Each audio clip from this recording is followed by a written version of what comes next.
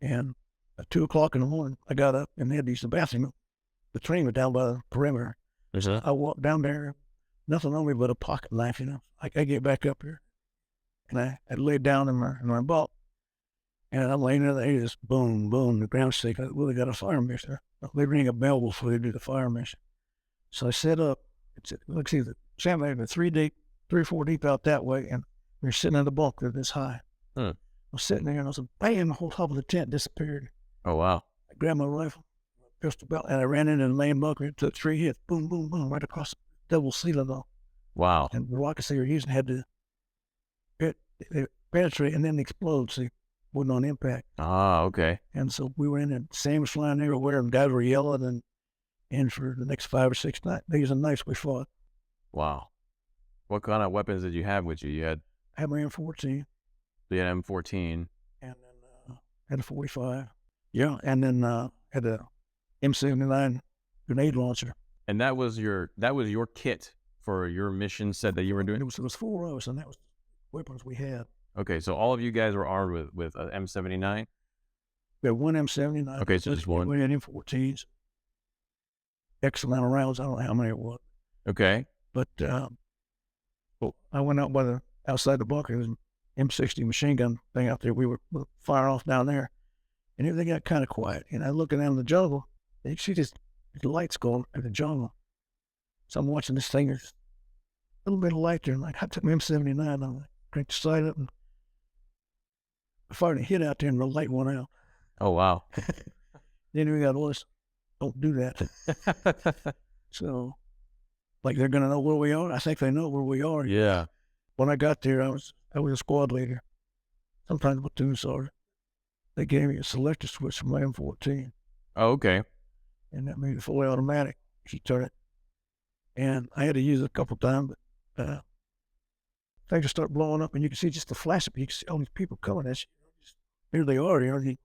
So I just put it on that, and I just turned the side button, and they walked right across there. Wow. Couldn't do it much because you burned the barrel out. Yeah, yeah. Same round as the M60 machine gun. Yeah, it's a 7.62 by 51. Yeah. Yep. If you shoot like this, I've heard people say, when you're shooting birds, that's the second shot. No, you turn it sideways, it'll walk you right across the field. Yeah. So it came in handy. Saved our tail a few times. I eventually ran out of ammunition for my M14. Okay. So I grabbed an M16 laying somewhere, and then they had to fly in ammunition for everything, food and water. Yeah, yeah. And we were all eating out of cans when we could eat. So where'd you get the M16 from? Was there an armory by there, or did that unit have an armory, or what happened? No, the M16, they were laying everywhere, and there was 300 on the Firebase. We lost 30 the first night. Wow.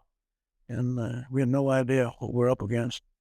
And out by where the machine gun base was, there was a big hill. I saw one at daylight. It went up like this, and probably 1,000 yards wide and several hundred meters out, And we call it moon dust. It was red powder, but it was like gets in your teeth, skin. Yeah, yeah.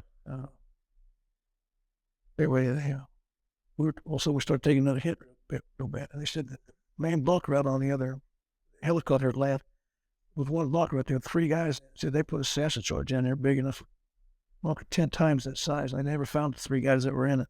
Oh, wow. They were gone. Anyway, we were getting hit, and somebody popped a big flare on the mortar. And when the dirt was, you couldn't see the dirt. There was that many troops there. Wow. Coming down that hill. What little hair I had on the back of my neck started standing up. I said, man, we've had it. About that time, somebody had called in and puffed a Magic Dragon. 2 miniguns on them that they fired, 308. And they dropped a big flare about this tall and that big around. It lit up the whole place. You see them guys, man, they're coming down. And, oh, God, everybody's shooting, Oh, wow. And that minigun cut loose on it. And just, if you ever take a water hose and go like this, how the water does, that's the way the bullets were going like that. Just, yeah, wow. Fired. And then you couldn't see anymore because dust was flying everywhere. They kept on. He fired till he was empty. And a second one came in, and they were firing. And he circled.